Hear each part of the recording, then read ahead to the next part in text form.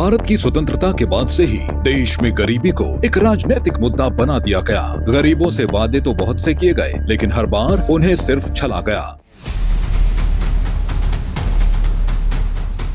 गरीबी उन्मूलन की जगह सदैव उनका शोषण होता रहा। पिछली सरकारों की गरीब विरोधी नीतियों के कारण देश में गरीबी का स्तर निरंतर बढ़ता चला गया। इसका सीधा असर भारत की अर्थव्यवस्था पर साल दर साल बढ़ता चला गया। कागजों पर विकास के आंकड़े कभी जमीनी हकीकत नहीं बन पाए। सत्ता लोभ में पिछली सरकारों ने उन्हें बुनियादी और आधारभूत सुविधाओं से भी वंचित कर दिया।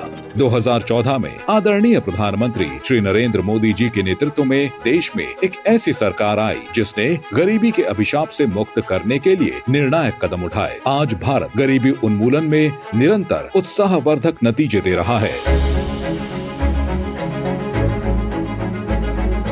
इसी दिशा में चलते हुए मोदी सरकार ने लगभग 25 करोड़ से अधिक लोगों को गरीबी के अभिशाप से मुक्त कराया है। कोरोना के भीषण काल में भी गरीब कल्याण की योजनाएं चलती रहीं। परिणाम स्वरूप 80 करोड़ से अधिक गरीब परिवारों को मुफ्त राशन प्रदान किया गया, जो योजना अभी भी सफलतापूर्वक चल रही है।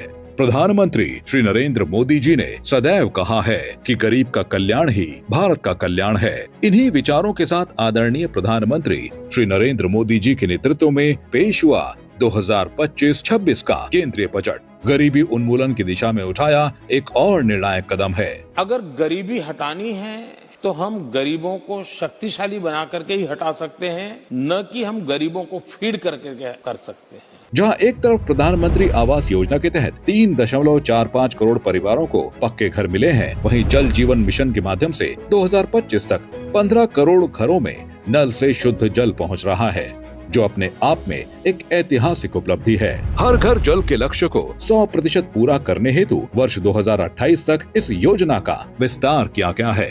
प्रधानमंत्री श्री नरेंद्र मोदी जी ने पीएम स्वनिधि योजना के तहत छोटे व्यापारियों को 50,000 रुपए तक का बिना जमानत लोन, 30,000 रुपए की लिमिट के साथ यूपीआई लिंक्ड क्रेडिट कार्ड की सुविधा भी दी है, जिससे गरीब समाज आत्मनिर्भरता की ओर बढ़े। साथ ही अनुसूचित जाति और अनुसूचित जनजाति के 5 लाख उद्यमियों को 2 करोड़ रुपए तक के ऋण दिए जाएंगे, जिससे उन्हें अपने व्यवसाय में सफलता प्राप्त करने के नए अवसर मिलेंगे।